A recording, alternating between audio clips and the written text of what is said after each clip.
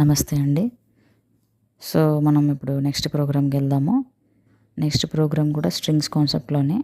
Strings concept నుంచి ఇంకొక method replace అనే మెథడ్ యూజ్ చేసి మనం చేసుకుందాము.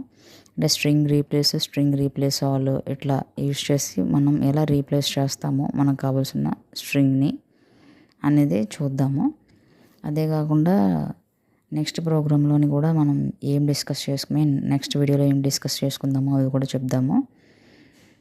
సో, ఏంటంటే స్ట్రింగ్ రీప్లేస్ ఆల్ ఇవే కాకుండా అసలు ప్రోగ్రామ్‌లో పబ్లిక్ స్టాటిక్ వాయిడ్ మేము దేనికి యూజ్ చేస్తాం కూడా తెలుసుకోవాలి కదా!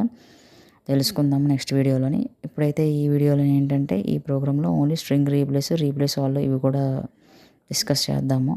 అసలు ఒక స్ట్రింగ్ వేరియబుల్ తీసుకున్నాము. ఆ స్ట్రింగ్ అందులోని ఏం అసైన్ చేసామంటే చూసారు కదా, ఇక్కడ -a+a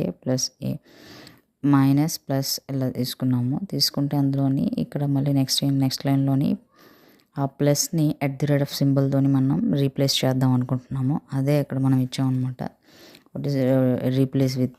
రీప్లేస్ ఆల్ అంటే ఎంటైర్ మొత్తం ఎంత సెంటెన్స్ ఇస్తే అందులో మొత్తం అంతా కూడా రీప్లేస్ ఆల్ యూజ్ చేసి అన్ని ప్లస్లు ఎక్కడెక్కడ ఉన్నాయో మొత్తం రీప్లేస్ చేస్తుంది. అంటే ఏంటంటే ఇక్కడ రిజెక్ట్స్ అనే ఇక్కడ మనకి రీప్లేస్ ఆల్ ఏంటంటే రిజెక్ట్స్ చేస్తుంది. ఏంటంటే రిజెక్ట్స్ ఏంటంటే అది ఇప్పుడు చూడండి. అంటే రీప్లేస్ ఆల్ అని ఇచ్చామనుకోండి, ఫర్ ఎగ్జాంపుల్ రీప్లేస్ ఇచ్చామనుకోండి, మనం ఏదైనా రీప్లేస్ చేయమంటే అక్కడ ఆ పర్టికులర్ ప్లేస్లో అది రీప్లేస్ చేస్తుందా అంటే రిజెక్ట్స్ యూజ్ చేయకపోతే రీప్లేస్ చేయట్లేదు. అంటే అక్కడ మనం జస్ట్ లొకేషన్ అనమాట రిజెక్ట్స్ అనేవి మనం ఇవ్వకపోతే. అట్లా కాకుండా ఒకళ్ళు రిజెక్ట్స్ అని మెన్షన్ చేసి ఒక వేరియబుల్ తీసుకొని మనం దేన్నైతే మనం రీప్లేస్ చేయమంటున్నామో డైరెక్ట్గా అడిగితే అది రీప్లేస్ చేస్తుంది అనమాట. అంటే రీప్లేస్ అవ్వాలంటే ఆల్రెడీ ఉన్నదాన్ని ఓల్డ్ వన్ న్యూ వన్కి రీప్లేస్ చేస్తుంది. అట్లా కాకుండా ఓన్లీ రీప్లేస్ అని మనం ఇస్తే ఏంటంటే ప్రతి ప్రతిదీ చెక్ చేసి మామూలుగా ప్లేస్ చేస్తుందనమాట.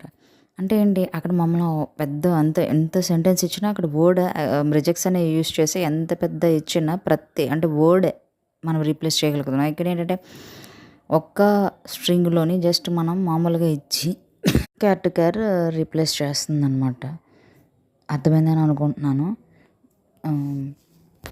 అంటే అక్కడ చూస్తారు కదా, మనం ప్లస్ని రీప్లేస్ చేసి @ అలాగే ఇచ్చిందో రీప్లేస్ ఆల్ ఇస్తే అలాగే మైనస్ అంటే ప్లస్ని రీప్లేస్ చేసి ఇక్కడ మైనస్ ఇస్తే మైనస్ కూడా రీప్లేస్ అయ్యింది. బట్ ఏంటంటే మనం పెద్ద లెంతీ సెంటెన్స్ ఇచ్చామనుకోండి, మనం రిజెక్ట్స్ యూజ్ చేస్తే మా వర్డ్స్ రీప్లేస్ చేయడానికి ఈజీగా అవుతుందన్నమాట.